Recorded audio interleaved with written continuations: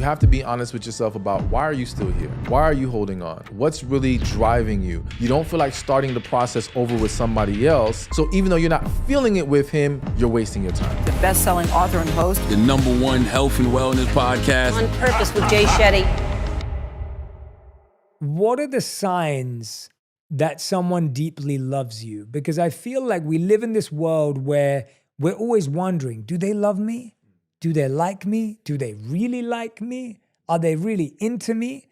How do you know when you deeply love someone and when someone deeply loves you? How do you even know? So I'm gonna start with an answer that people probably won't expect. To me, the first key is, do you truly love them? Because look at it like this. To me, a lot of people get caught up in infatuation. They have unhealthy attachments. They have different motivations to why they decided this is the person that I want. And that can make them feel like they're in love. But to me, true love flows both ways. It's not a one-sided thing. So when you can say, I'm not into them like that. If we look deep into that situation, I can almost guarantee what we'll find is infatuation, attachment, something else. But when you can say, no, I feel it too. I'm deeply in love with them. I think that's your first key. Because without that, nothing else matters. Because a lot of people are choosing partners based off of, well, they love me so much, so I assume it's safe here, and this is a good choice to make. But the safe choice is usually the wrong choice. And a lot of these people select this individual thinking everything's gonna be okay, but because you're not really into them, you can never be what they need. And they were never truly what you needed, which is why you never even got to that level with them. So to choose them without first evaluating, do you truly love them, would not be wise. Yeah, that's a great question. And I think people struggle with that question too, because I think we think of love as so many different things wrapped into one. For example, I could think I love someone because of how they treat me. Mm-hmm. I could think I love someone because they have one quality that I really wish I had. Or I could love someone because I think that they're out of my league and they give me a bit of attention. Yeah. And so what we think is love is so complex and so wide that we never stop to ask ourselves, like, what does love mean? Like, what's the definition of love? Like, how do I define love? So how do you define love and how do you encourage other people to create their definitions of love? Well, for me, first off, is always God is love. And then when we take it from there, love is about kindness, compassion, patience, understanding, a willingness to be selfless and pour into that individual.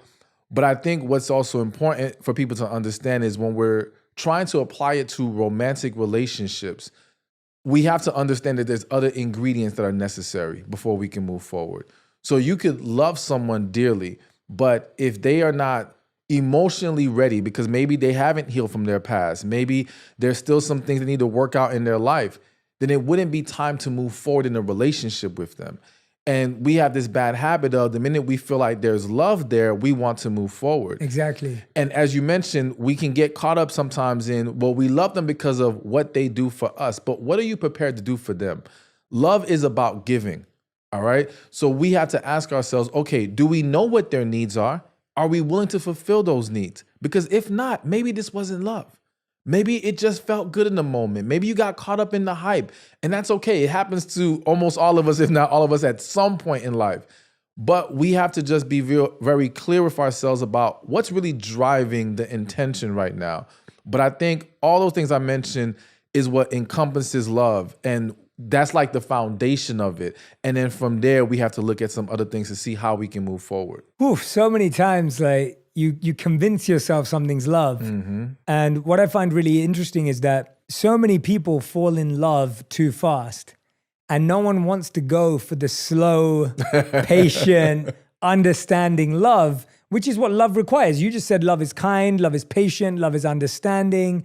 Those things take time. I think those things take time to nurture and to make sure that we're doing it correctly for each other. So it's about learning each other's love languages and how we make it work within that dynamic. I think also because so many people are not used to dealing with emotions on that level, being that vulnerable, people mishandle it.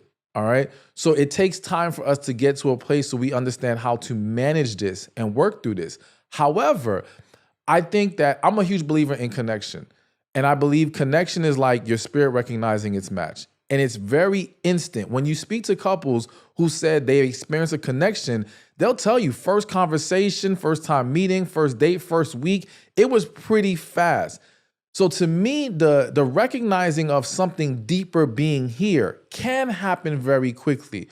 But how we now cultivate that and how we move forward is where we need to take our time and make sure we're not rushing and overlooking certain important issues that need to be discussed and addressed first. To me, it's the understanding of chemistry versus compatibility and the idea that there needs to be a spark, there needs to be a connection that I feel with someone, like you're saying, on a deeper level. But I find that most people are not adept at knowing whether the connection they feel with someone is deeper or physical. Yeah. Like I would say that it's easy you can often feel a spark if you meet a lot of people. You can feel a spark with a lot of people, but that doesn't mean that they're the right person to build a relationship with, right? Yes. So connection to me is a very rare occurrence. Right, yes. So I feel that people who've actually experienced it, they can tell you maybe once in their life, if you're lucky, 2 times maybe, all right?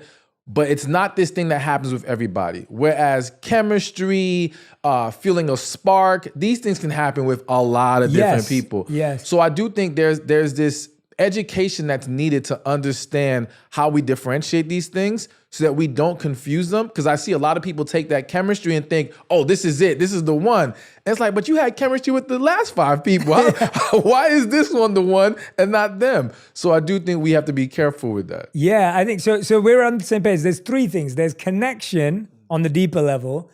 There's chemistry, which is like the spark on a more superficial level. And then there's compatibility, which is like what makes it last. And I can relate to that. With my wife, I definitely felt, so I'm one of those people who I kind of knew from the first few moments when I met my wife, before she was my wife, I was like, yeah, this is my person. Like I felt that way. Yeah. For sure, I felt that connection.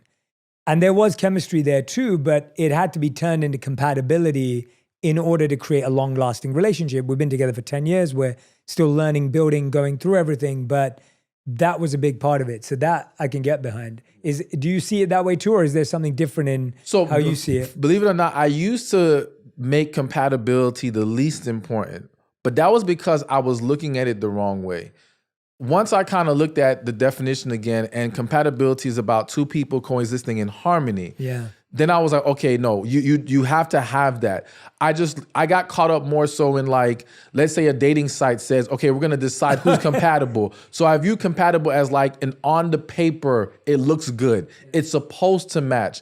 But you can have a lot of people who are supposed to be compatible and it doesn't work. Absolutely. So I think that compatibility is that add-on. Once we have the connection and the chemistry, now we have to create that harmony, which is the compatibility. Yes, I agree with you. And it is interesting how that word compatibility is thrown around. Mm-hmm. And you're so right that compatibility on paper doesn't mean compatibility in real life. Exactly. And to me, compatibility really has another word inside of it, which is like adaptability and that deeper understanding of an individual where you know how much you're willing to adapt around certain parts of the relationship. But we'll get to that. I think a lot of people, like and that's where we got into this conversation around what is slow.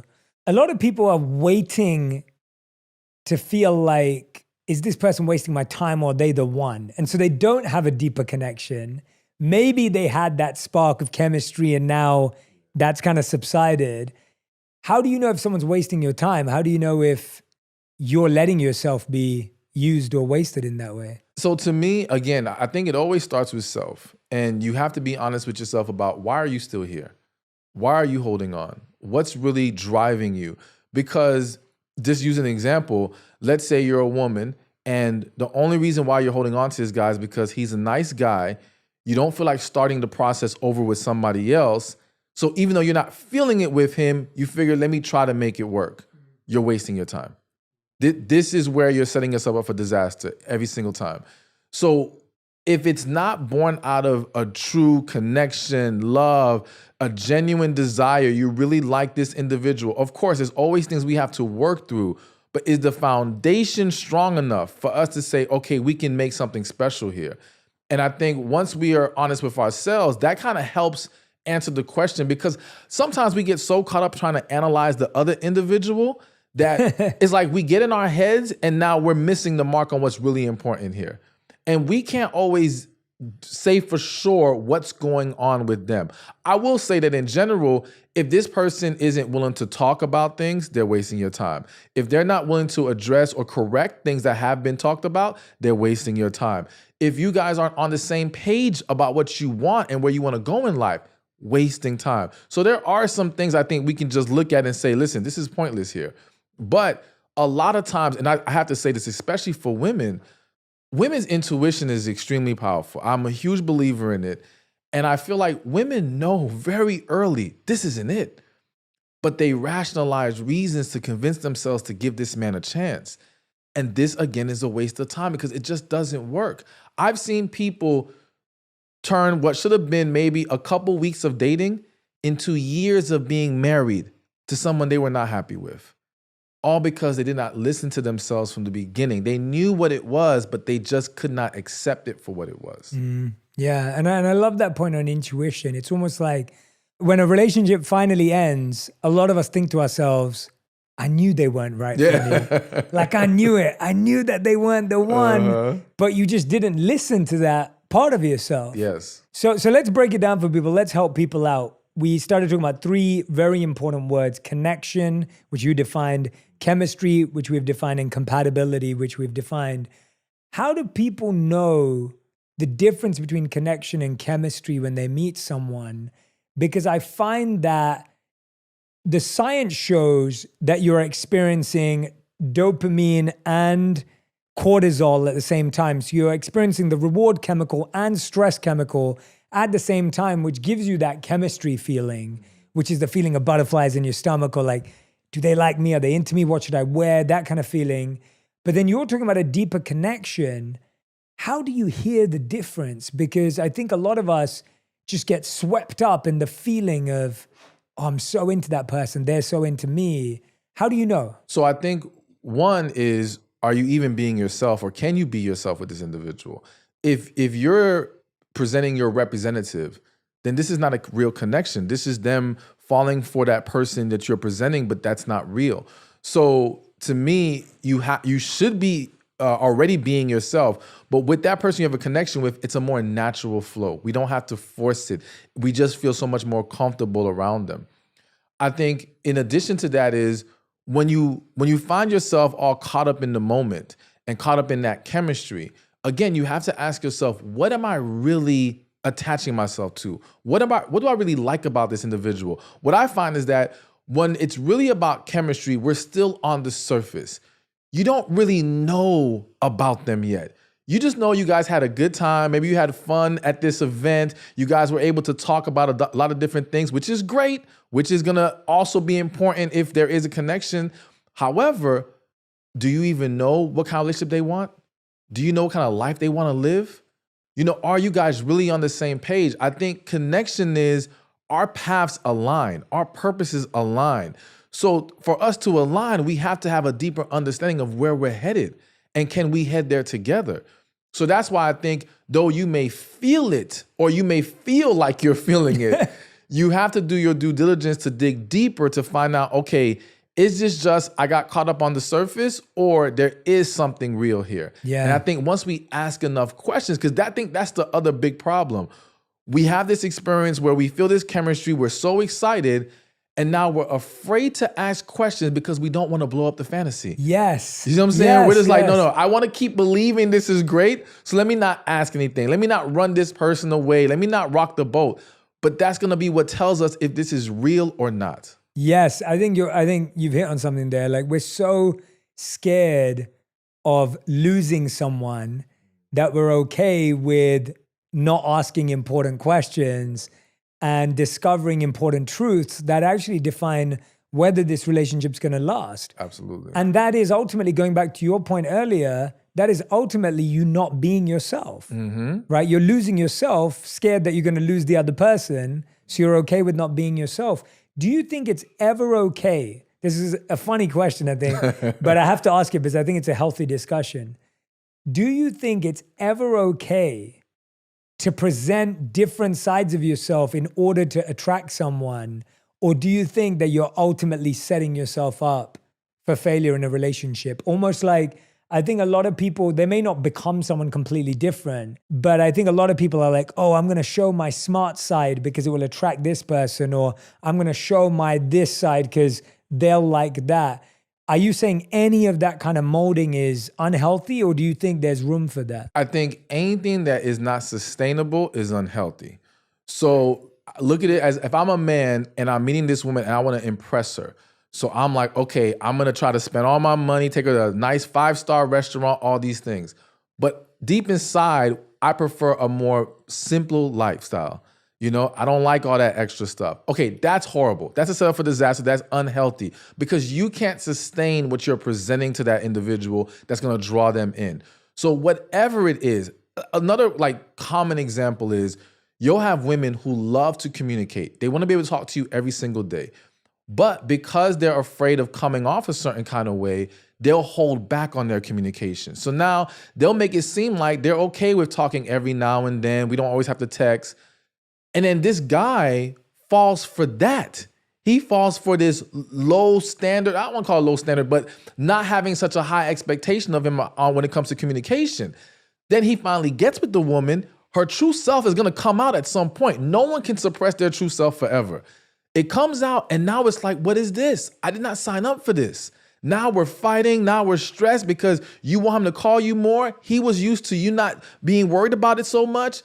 That's why it's going to always not work out. So it's extremely unhealthy unless we're presenting a side of us that is truly us and we can sustain it. You've hit on something again there that at the beginning of relationships, we often display unrealistic standards and we set those. Yes. And then when things shift and now you're back in reality again, the other person's like, but wait a minute, I thought you were really into me. And I even went through that with my wife. When we first met, I was able to spend pretty much every day with her because I didn't have a job. And so I was looking for work. I was applying. I would go see her at her college every day. And I would spend the day with her. And I'd be in the library applying for jobs while she was studying. Yeah. And I could see her every day. And I think I saw her every day potentially for like 6 months maybe. Every single day, 5 days a week at least. And then when I got a job, that wasn't the case anymore. Because I was at work now and I'd set this unrealistic expectation that we could see each other all the time. And even in the beginning, I would see her all the time because I'd spend time with her family, but we wouldn't spend time with my family because I hadn't told my family yet. And so now that my family knew, we were trying to split the time. And all of a sudden it was like, but wait a minute, we used to spend time at my house. And so even in little things like that, it took a bit of adapting because I'd set a false standard in our relationship. And then thankfully my wife was adapting and she understood and she got it and it was fine. But I think for so many people, you set unrealistic expectations in who you are. Yes. And that's hard to come back from. Absolutely. Yeah. And that's why it's so important for us to know who we are so that we can present the real from the jump. You know, because again, a lot of times people, you know, this idea that we're always changing. Yes, I do think we're always evolving, but some of the big shifts that you see it's not because that's just the way life is. It's because you didn't take the time to figure yourself out first. And then you got with this person and now you want them to adjust. Now, thank God for you, she was able to adjust. But there's a lot of people that they can't handle that. Yeah. And now everything falls apart from there. So that's why, we have to be very careful with what we're presenting from the beginning. Yeah, I agree with you on that we think people change, but actually they just start to understand themselves better. Exactly. Right? It's like they went from being completely unconscious about who they were. You met an unconscious version of a person. Yeah. And now you think they're changing, but they just became conscious of who they are. Absolutely. But the thing is, Stephan, as you know, like society doesn't encourage that time of getting to know yourself, right? When you're young, you're not trained in how to think about who you want to be. you're trained in thinking about what you want to do. It's about your job. It's about your career. You're not thinking about who you are as a human being or as a person. So how do we in this society where understanding who you are is not clear, it's not encouraged, where does one start, or where have you kind of found great insights in trying to discover who we are? I would love to see more parents encouraging their children to explore how they're feeling about who they are. Like what I have found is a lot of people who, let's say I had one client where she wanted to be an actress when she was a little kid, but parents kind of pushed her in a different direction. Now she's like a social worker. But her desire is still to be an actress. Like the things that they wanted to do, they want to do as an adult now, you can find back in their childhood in a lot of cases. So I feel like too many people have stifled their children's growth in certain areas with limited ideas of, well, this can't make money, or this wouldn't be a good look for the family, or whatever the case may be. It's like, no, let them walk in it and see for themselves if that's really where they belong. Outside of that, for me, I think the big thing is getting in tune spiritually. I'm just a huge believer in that. I feel like me finding myself was when I went into what I call my wilderness period. I kind of just shut everything off that I was doing, because I used to be all over having fun, partying, all these different things. And then God kind of slapped me upside my head and I had to like really pull away from everything and go deeper from within. And it felt like a process of breaking me down to build me right back up. And that's when I start to see things clearer, because what I realized is the world is filled with distractions. And it's the distractions why we can't see ourselves for who we really are. If we simply shut off the distractions long enough, you will learn a lot. So even if someone just took a year off, don't worry, limit the TV you're watching, limit the music you're listening to, limit all the internet stuff. Just really go deeper within yourself, spend more time alone, spend more time thinking and processing. You will learn a lot, because again, a lot of it isn't a problem of we don't know ourselves. We are not aware and we're not willing to accept. And once we allow ourselves to do those two things, become aware and then accept it, we become free. Yeah, I mean, I agree with you. I think that I've always been a big proponent of solitude to understand who you are, because as soon as you have another person, you now have another person's opinions you have to filter. Yes. As soon as you have another person in front of you, you have another person's judgments to filter. And so now you can't even say what you truly think about something, because you're constantly thinking, what does that person think about me and my beliefs? And so understanding your beliefs in solitude allows you to be really clear about what your values and beliefs are. And that's what it's there for. I think when people get into, if we switch to compatibility again, the idea, we talked about the difference between connection and chemistry, but compatibility is really interesting because a lot of people believe that relationships should be hard and they require hard work. Yeah. And a lot of people believe relationships should be easy and everything should just flow. Where have you kind of discovered your lens on that spectrum? So, okay, there's a couple ways to look at it.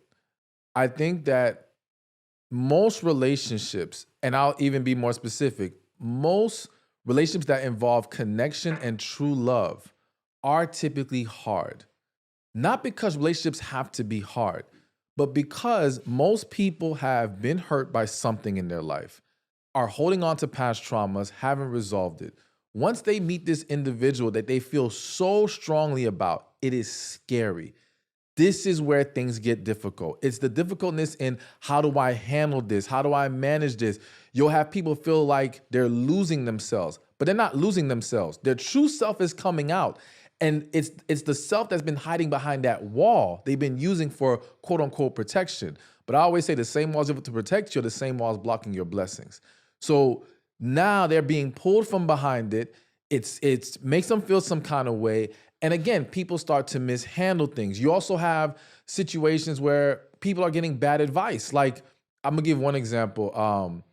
There's this book called The Game by Neil Strauss. I don't know if you ever read that book. Yeah, but Neil's great. Neil, he went into that world to pick up artistry, learned it, and he was great with the women. But then once he found that woman that he fell in love with, all that stuff doesn't work anymore. So you have a lot of men being taught how to handle women in general, but they don't understand that's not how you handle the woman you truly love. And so now again, you have individuals who, though they are truly in love with this person, they constantly mishandle it with bad guidance, with fear, and all these things. This is what makes it hard. And I even think that a lot of times the people who are supposed to be together sometimes will have the hardest time getting together. But I believe that once we're able to conquer that part of it and actually come together, it's not hard. Yes, it takes work. I believe we have to be conscious and mindful of how we treat our partners, how we show up, being willing to listen. But I think it's so much easier to do those things with someone you have a connection with and you're truly in love with. It's gonna always feel 10 times harder when you're in the wrong relationship. And I would argue the vast majority of people are in the wrong relationship. That's why they're seeing it be so difficult.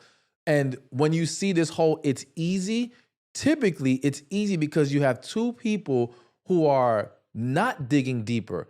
They're trying to ride out that chemistry we talked about earlier for as long as possible, all right? So yeah, it seems like it's great, it's easy, no issues, but it doesn't really work like that because they're just not facing the reality of the situation.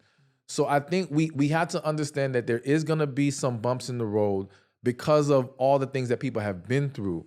But once we're able to come together and we know this is our partner, this is who we want to share our life with, it can get so much better. Yeah. And do you think that people have just been given generally the wrong education on how to deal with another person in their life? 100%. Yeah. Because unfortunately, a lot of individuals are giving advice from a bitter, hurt place. They're trying to disguise it as I'm just looking out for you. No, you haven't healed and you cannot properly guide them in a positive and loving manner. And I think that a lot of people, I always say it's funny how we'll spend a lot of time getting educated for the sake of our careers and business, but we don't do the same for relationships. And yet relationships arguably are even more important than that career or business. And even if it's not a romantic relationship, just relationships in general, your ability to coexist with others, connect with others is extremely important. If you want that business to succeed, you have to learn how to establish business relationships. There's no way around it. So we have to learn how to talk to people, listen to people, you know what I'm saying? And just make things work when we come together with other individuals. So I definitely think that we're just lacking in a lot of education. And again, because there's so many voices on the internet now, there's just so much bad advice being given. And the individuals giving it, they may be giving let's say 80% of the advice is accurate, but it's that 20% that's completely off that can derail everything. And that's the stuff that people are gravitating to, and it's just causing a lot of problems. Can you give us some example of some of the, not specific people or anything like that? I just mean could you give an example of bad advice and what about it is bad or unhealthy for people to try and put into practice? Okay, so one thing I heard recently was an individual said some of the best advice he can give to men is to not fall in love. Basically just find a woman you want to be with and kind of keep it there. The reason why I view that as horrible advice is because you sit down with any man who's lived enough life, they will all be able to say there's been at least one time they fell deeply for a woman, all right? The problem isn't falling deeply for a woman. The problem is we don't know how to handle it once we get there. The problem is because we're not accustomed to handling and processing our emotions a certain kind of way and being this vulnerable, we don't understand what's going to be required of us in that moment. We also kind of lose sight of, because I'm a big believer in masculine and feminine energy, and I believe that if she was attracted to you because of that masculine energy that you give off, and now you become this emotional wreck because you don't know how to handle all these feelings you have for her, well, you start to become less attractive to her. And it's not that it's not fixable. It's fixable, but again, a lack of understanding and awareness derails the situation. So rather than telling men don't fall in love because it's inevitable, let's teach them how we walk in love, what I call loving in your masculine, how you maintain that energy and still be able to pour into that woman in a way that allows the relationship to flourish. Yeah, and how does that work when, I think obviously a lot of people in that example that you're giving, if the person's attracted to someone because of their masculine energy, but at the same time, they want them to be empathetic and compassionate and kind, which are generally seen as more feminine energy. How does that person balance the two? Or is that not how you're explaining it? Is that not? No, it's about balance. So we have to understand we all have masculine and feminine energy within us. I'm a believer in one must be your dominant energy. The other is the one you tap into when necessary. So as a man, you can walk in your masculine and in those moments tap into those things. But you can't just stay there all the time, all right? You can't just become this needy, emotional guy. That's not gonna work in the vast majority of cases. And so what happens is there's this messaging that's being thrown out there that women don't like good guys. I don't believe that's what it is. I believe that women become less attracted when you don't know how to exude and walk in your masculine energy. And we're hiding behind the label of good guy. You can be a good guy and still exude masculine energy. And that's the thing. And we also think that, oh, they like bad boys. No, if you look deeper, it's really the masculine energy that quote unquote bad boy exudes. But what they desire is a mixture of both. The same way that we would want a mixture of both. We would want a loving, sweet woman, feminine woman, whatever. And if you're a guy who wants a masculine woman, cool. But you don't want her to be just that. You know, you want her to have the ability to tap into that other side when necessary.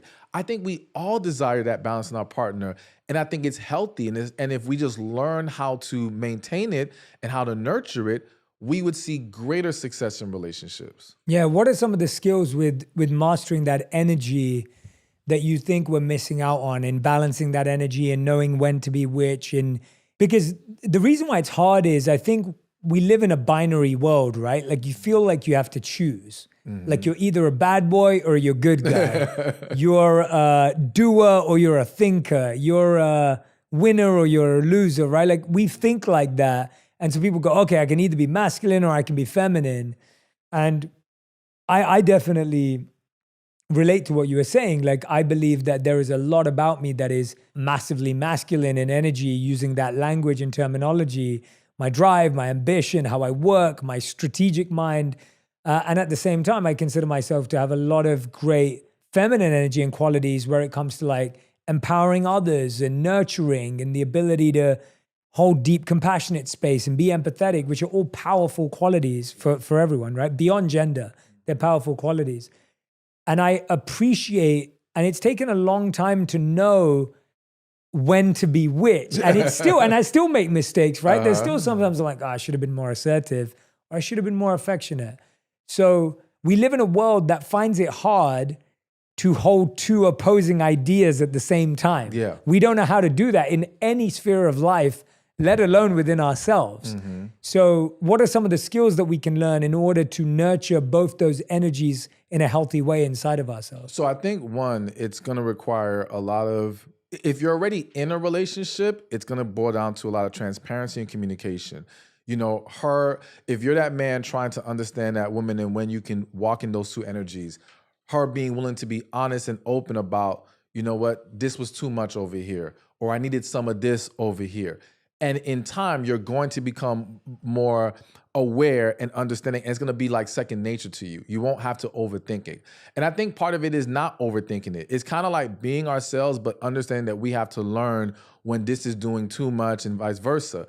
I also think that in reality, for a lot of men, especially when we're talking about relationships and kind of losing that masculine energy, the underlying issue is fear, all right?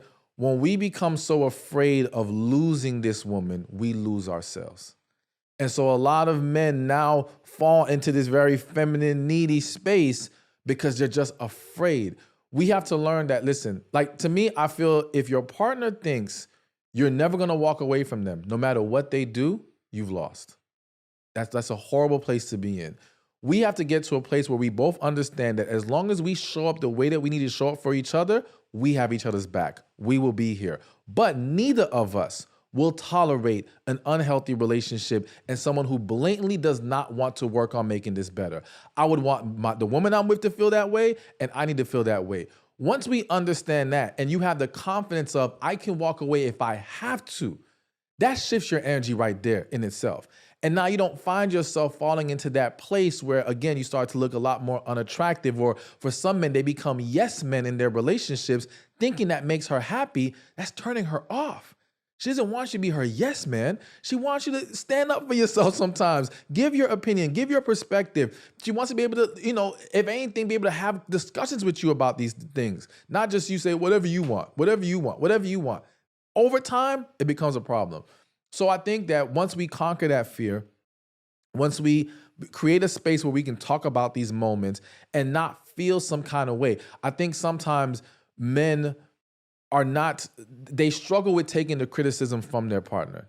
Men and women. We all do when we have actual feelings for someone. We don't care about you, it's not as big of a deal. But we're emotionally invested, we're more sensitive to it.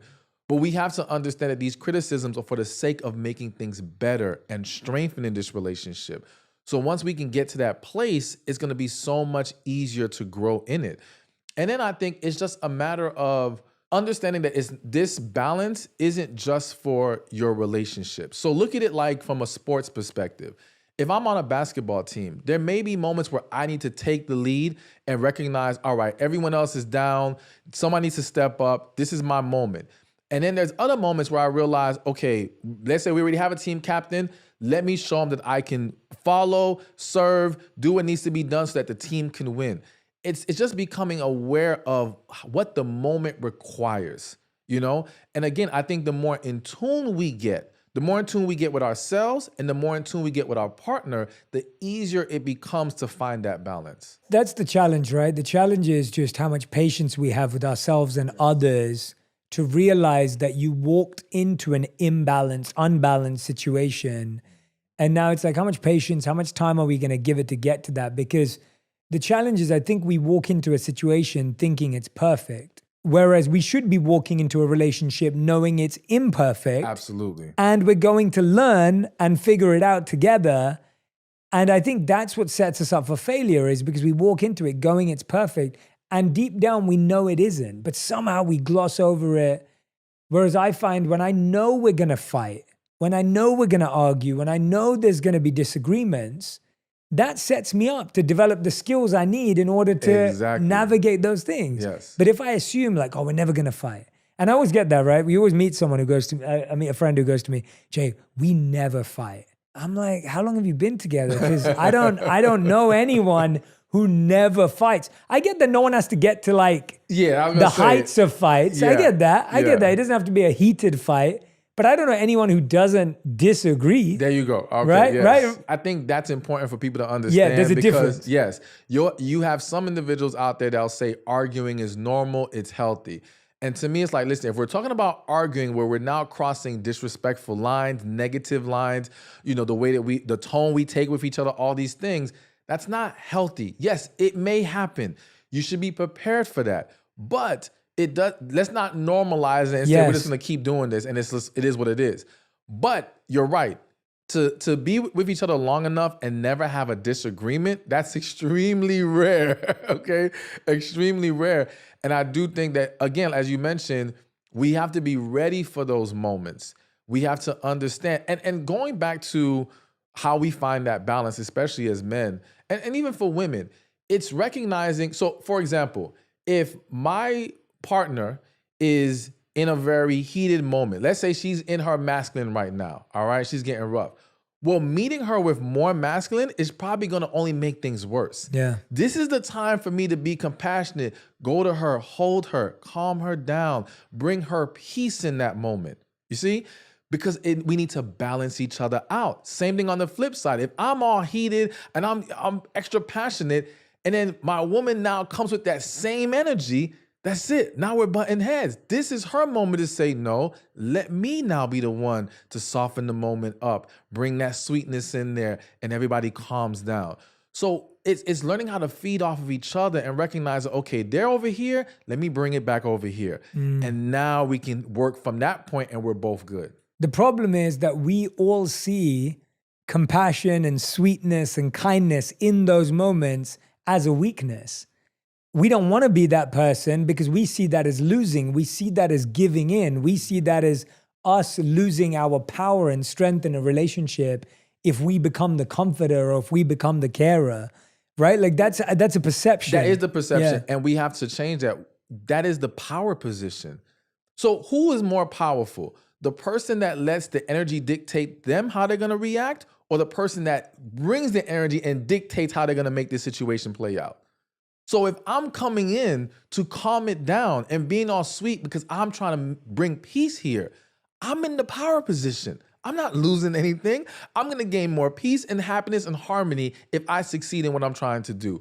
So we have to get out of that mindset of this makes us weaker. And that is the big key of it. That's a big problem. That for a lot of women who struggle with their feminine energy, that's a big issue where they feel that being feminine is weakness. It's what got them taken advantage of and got them hurt. But I always say it's not the feminine energy that's the problem. It's who you give it to.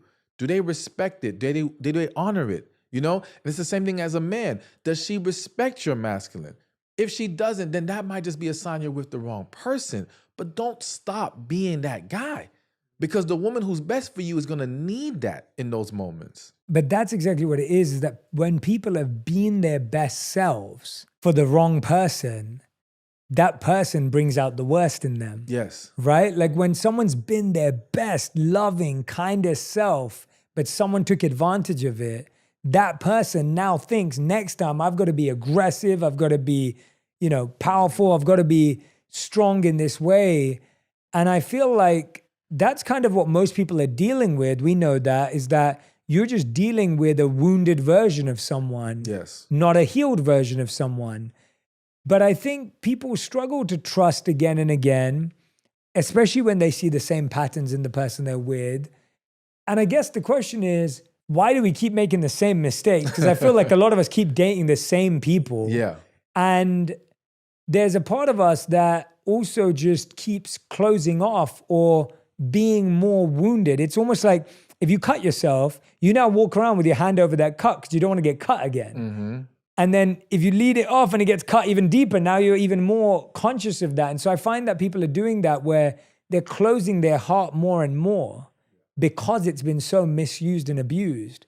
And I understand that. I understand people don't want to be abused and misused, but I guess the question is, how do people find people that they know respect them so that they can be their best version or be a better version of themselves? So, you can't drive out darkness with more darkness.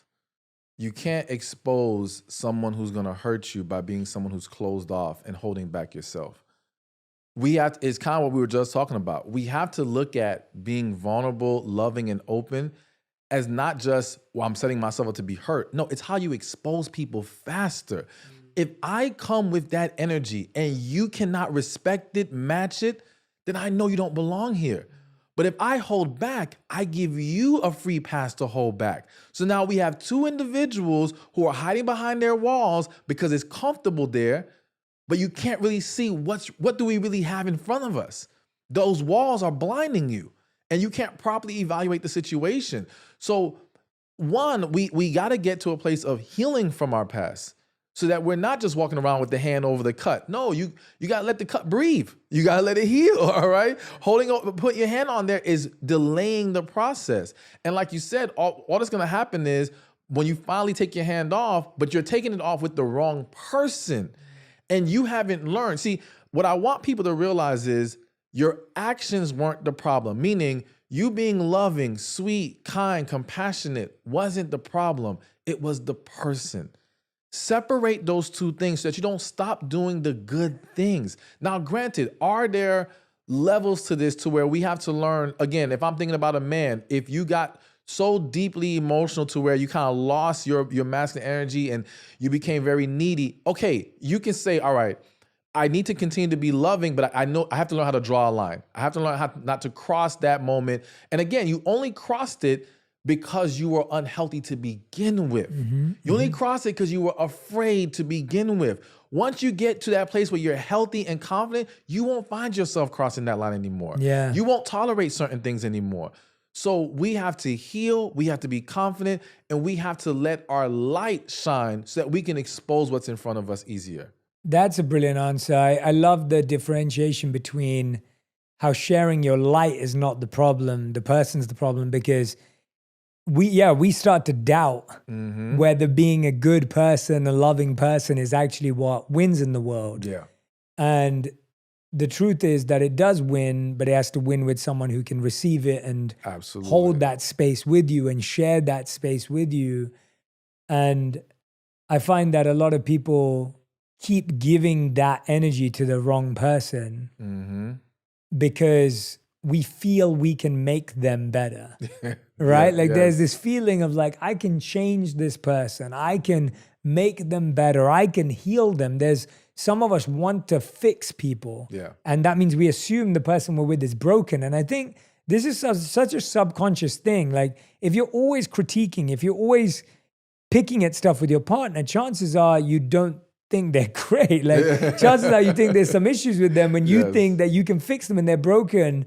Tell us about that angle where now we've talked about being the loving and kind person, but sometimes we're being the person that thinks we're loving and kind because we want to improve someone, but that person doesn't want to improve. One big problem is that what's really driving people to pick that individual is that by being the one that can upgrade you, improve you, I have more value here.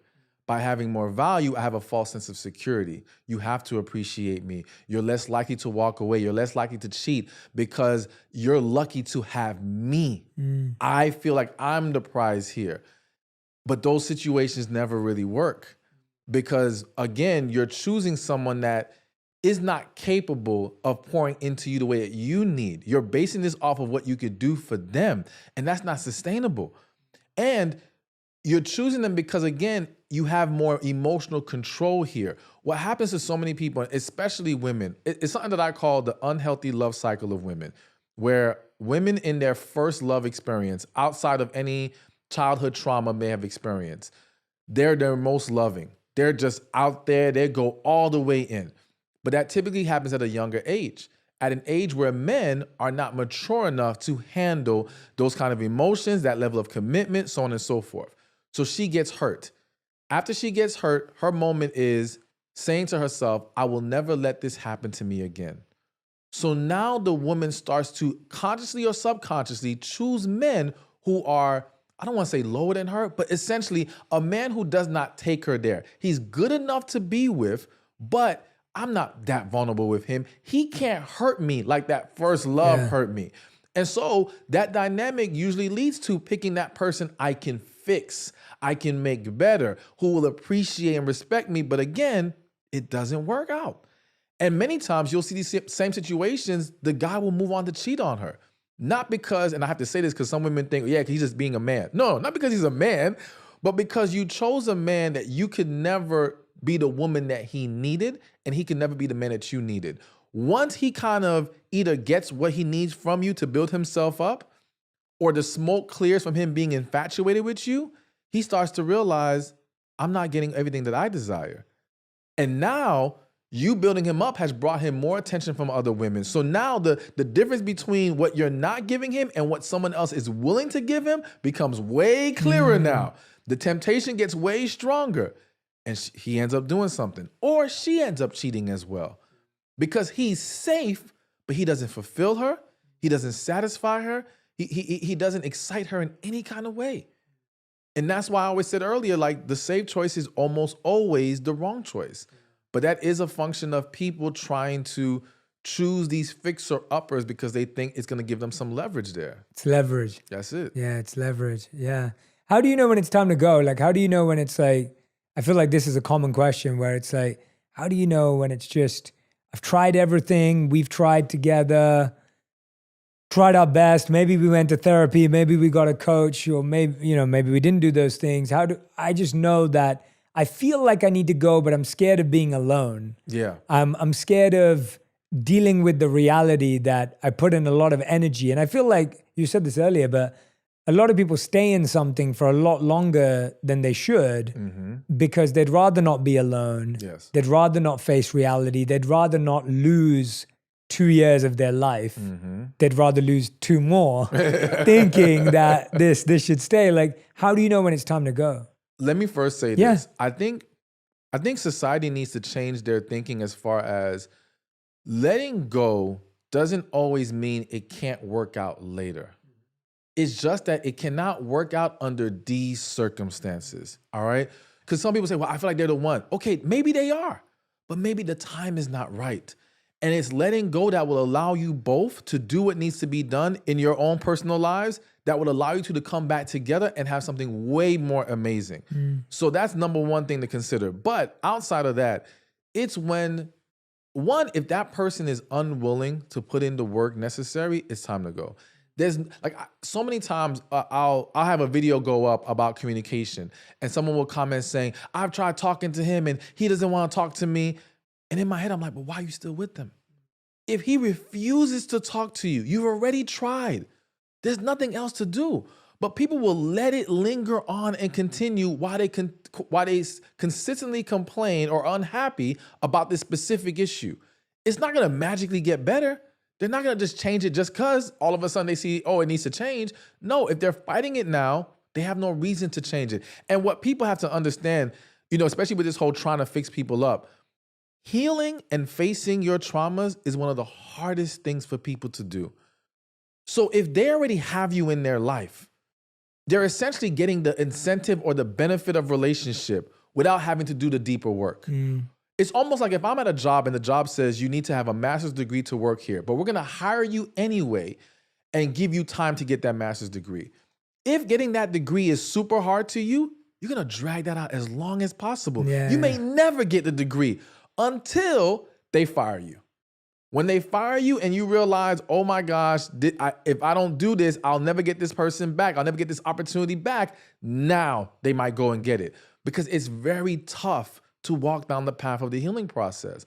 So if they're not willing to work on it, you guys have already discussed it. And I think that's a big thing because there's a lot of relationships that end and the couples don't even know what the real issue was.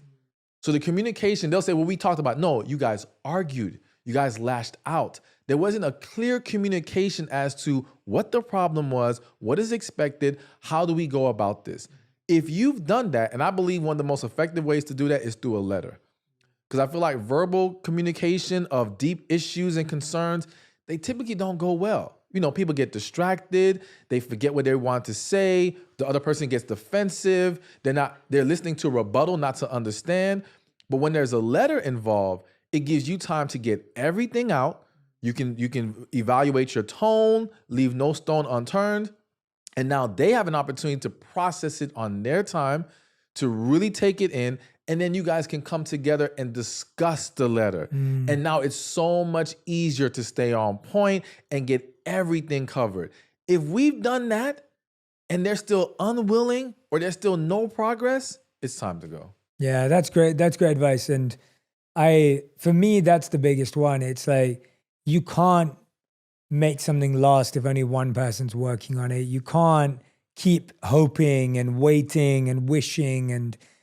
And like you said, that ending doesn't mean forever. And often I've found that two people need to grow individually to be able to grow collectively. Yeah. And we're forcing growing together so hard, but we need space to grow. Mm-hmm. And if you can't grow together, chances are you need to grow apart in order to see whether you grow together again or grow for someone else. And all of those options are okay, but we put so much pressure on people to grow together that they grow apart. Yeah. And actually, if they chose to grow apart and grow separately, they could come back together if they learn the lessons. And I think that's a mistake too, that sometimes people think, I'm going to go learn this lesson for this person. Yeah. I meet a lot of people, they're like, okay, they broke up with me because I wasn't XYZ. Now I'm going to go become XYZ to win them back. Yeah. And I always find I'm just like, well, no, you should go become XYZ if you think you were missing XYZ, but not to win them back because you don't know what they're going to do. What's your take on people trying to win people back? So I 100% agree with you. Like, if we're trying to learn or grow, it needs to be for the benefit of who we are and just whoever we deal with. So it's almost like if I was a bad communicator in this relationship, I shouldn't learn to better communicate for that person. I need to better communicate for whoever I'm going to be with. If you can't see it in that light, then maybe you're looking at the wrong thing. My thing is this, I think it all depends on what the details of the situation was. what led to the breakup, what were you overlooking, what was missing, are these fixable issues? Because a lot of people are trying to win back someone where the issues are not resolved. So it's like, what's the point of going back? We're just gonna go in the same cycle all over again. They're letting this idea of I miss them, I don't wanna be without them, blind them from the fact that you two did not get along well, or you two don't want the same things, or you two just, whatever it is. Maybe there's a lack of sexual satisfaction. I don't know why I felt the need to mention that, but it happens a lot of times. You have to stay focused on what led to the end and can this be corrected? If it can, cool. But as you mentioned, correcting it does not guarantee you they're coming back. And even if they will come back, you don't know when. They may need, so you may have figured yourself out in 6 months. They might need a year.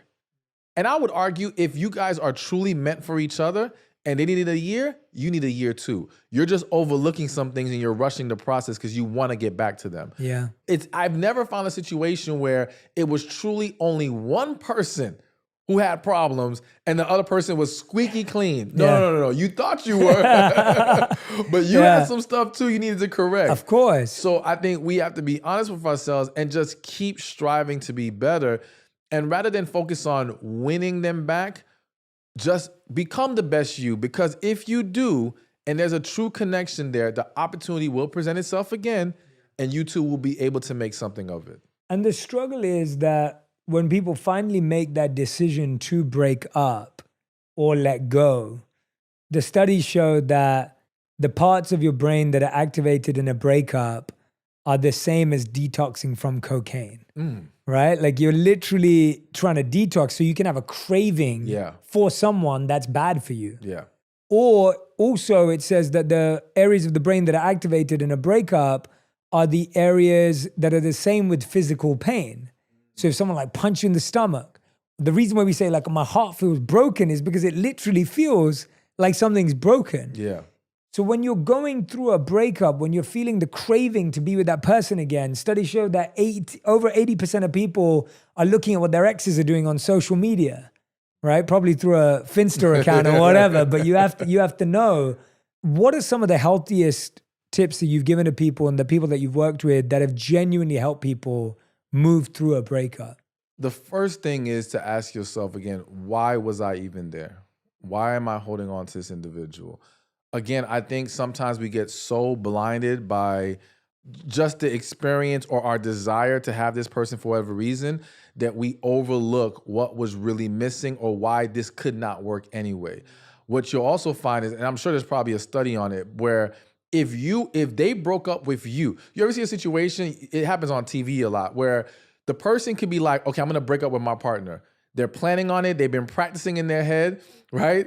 It took them a couple of weeks to muster up the strength. They're about to do it, and then the partner breaks up with them. Yeah. Now it's, oh my gosh, I gotta get them back. Yeah. So it's like, you just forgot this whole time that was your plan. Yeah. They just gave you the pass to do it, but now, because we don't like to be the one being let go of, now we're fighting hard to get it back. Yeah. So we have to really not fall into these little traps that happen to us as human beings. Our brains just playing tricks on us or something, where we confuse these emotions for, oh my gosh, I must really love them. Or even like you said, you go into that detox, and because you miss, I always tell people, no matter how bad the relationship was, there's always good moments. So if you're trying to break free, you can't just let your brain focus on the good moments. You have to remind yourself why this doesn't work. But if you keep focusing on the good, you start to make yourself think, oh, because I missed this good moment, I must miss them. And there's this quote that says, sometimes you're not missing the person, you're missing the feeling. So you've got to be able to differentiate those two things. So getting back to how we get over these breakups is recognizing, why were we really there to begin with? You know, could this actually work? The next thing is, you know, I'm a huge believer that a lot of times a breakup is a blessing in disguise. Even if there is a chance that you two can work together, or this is the one for you, you may have needed this time to reevaluate and get things in order. Something is obviously wrong. Even if it may be something as deep as, because I've seen situations where everything was going amazingly well on the surface and the person broke up with them. Let's say the woman lets go of the man. So to the man, that's really confusing. But what it was is that woman, she had not healed from her past relationships. And this relationship being so good was scaring her. And what happens is the better you are, the scarier it becomes for her. She's looking for something to be wrong. She has to validate her fear somehow. When she can't find it, she'll either sabotage the relationship or she'll run from it. So to that man, it may seem like this is so unfair, which, yeah, it sucks. But if this woman didn't break up with you now, you were inevitably going to face this same ending, but at a worse time. Yeah. All right. This is still best that it's happening now. At least if she can go do what she needs to do, there's a chance for this to come back around later. But it's hard for us to see it in the moment. So I think just really, we also have to focus on our healing. Whenever a breakup happens, the mistake we make is that we think it's about healing from the breakup. No, it's healing from everything you've been through. You've probably been sweeping under the rug your childhood trauma for years. Maybe the last 2-3 relationships, whatever it is. So, and not healing from those things is contributing to your struggle to get past this breakup and contributing to why you even chose this person to begin with. I'm a huge believer that if you haven't healed, you are 90% likely to choose the wrong person. Yeah. It's just too difficult to pick that person that you truly love and can truly love you and accept that level of vulnerability when you have still not resolved your past traumas and past hurts. Yeah. So to me, that's the next big thing, is just focus on your healing process, because in that process, you will also be able to see more clearly if this is really for you or not. Like walking around unhealed is like walking around with broken glasses. You can't see straight, no matter how hard you try.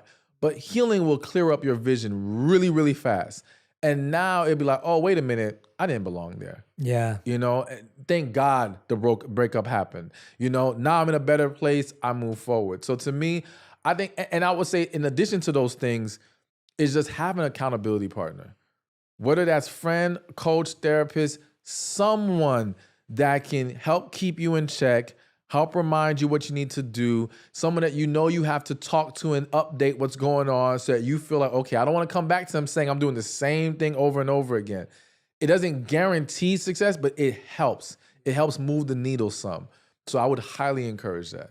That one mindset you spoke about there, that changes everything. And it hit me today. I was just thinking, if we were just able in a moment to recognize that something painful now was going to be good for us in 5 years' time, that would change so many things in our life. Yes. But we're so poor at dealing with current pain, even if it means future joy, that we just can't accept that I have to go through this. Like in everything, right? Like knowing that someone breaking up with you just saved you 10 years of a wasted life is so much more than knowing you're going to have to go through a few months of pain and 10 months of pain. Maybe it's a bit longer. Maybe it's 2-3 years. But we just have to get our head around that sometimes the best things that happen to you are protecting more of your life than the pain that they're causing. You need the peace of knowing I did what I needed to do. That's it. Yeah. Because anytime you feel like, well, maybe I could have done this, but I could have done, that leaves the door open for doubt. Do it all. Exactly. So it's like, and that's why I'm such a big believer in, you know, there's people who say, well, once they're done, they'll just move on. And I'm like, no. Express yourself. Get everything off your chest, because you don't need anything to linger and you questioning, well, what if I did this different? No, speak your full piece. And now you can say, all right, I did what I had to do. It is what it is. I move forward.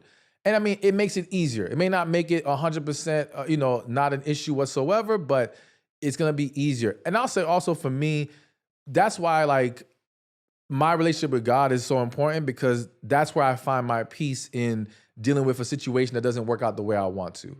I always tell myself, okay, if this isn't working out, God has something better for me. You know, if this is happening right now, there's a purpose. Because I know if I followed his guidance throughout this process, there's no need for me to question, why is this the current outcome? There's a reason for this. And I've been through these things enough times to see, as you mentioned, the reward is going to come. It may come next week. It may come years from now. It will come. And I'll be able to see how it all connected. Yeah. Stephan, it's been incredible talking to you, man. This has been such a great back-to-back flowing conversation. We end every On Purpose episode with a final 5, which is like a rapid fire, which means every question has to be answered with 1 word to 1 sentence maximum. Okay. So here are your final 5. The first question is, what's the best relationship advice you've ever received or heard or given? It is to love fully. Love fully and be yourself, because as I said earlier, that's how you will expose quicker who is for you and who isn't for you. Second question, what is the worst relationship advice you've ever heard or received? Get under someone to get over someone. Doesn't work? Doesn't work. It's only going to cause more problems. Question number 3, how would you define your current purpose in life? Is to serve the people and help heal hearts and help individuals experience happier, healthier relationships. Question number 4, what's something that you used to think was important in relationships, romantic relationships, but you no longer think is important? I don't know if I would say it's what I thought it was that important, but I do think I can talk about it now, is the woman's financial position, where I think once upon a time, I may have put more weight on that when I was a lot younger, and really because that's what society and family told me was important. But now to me, and I can say it because I'm successful, that financial position is not what's important to me. It's the love, it's the environment in the household, all these things. I mean, of course, I want her to pursue her purpose and her passion, but what she has financially doesn't move the needle at all. Got it. All right. And then 5th, and thank you for opening up and sharing that. 5th and final question, if you could create one law that everyone in the world had to follow, what would it be? The one that's coming to mind is you must be honest. If we eliminated lying and deceit, oh my God, like this world would be so much better. Yeah. So just, you have to tell the truth. Yeah, that would be an amazing one. Yeah. Stephan, it's been amazing speaking to you today. I hope you come back on the show many times. Absolutely. The book is out now. It's called Love After Heartbreak. I'm sure each and every one of you can relate to having gone through heartbreak. This is the book to have to find that love within yourself again, to make sure you can love others. Make sure you go and grab a copy of the book. We're going to put the link in the show notes so you can go and order the book. I highly recommend it. Please make sure you follow Stephan on YouTube, on Instagram, on TikTok, on all the social media platforms. Please do tag me and him on the platforms you use with the insights that stood out to you, the words of wisdom that he said that are going to stay with you, and the ones that you're bringing into your heart and life, and the ones you're sharing with your friends. I hope you'll pass this episode on to someone who needs it. If you know someone who's going through a tough time, through a breakup, if you know someone who's single right now and needs to do some more healing, or if you have a friend in your life who's in a relationship but struggling, this is the episode to send to them. Stephan, thank you so much for your time and energy. Thank you for having me. So grateful to you. Definitely a pleasure. Pleasure's all mine. Thank you, man. If you love this episode, you'll love my interview with Dr. Gabor Mate on understanding your trauma and how to heal emotional wounds to start moving on from the past.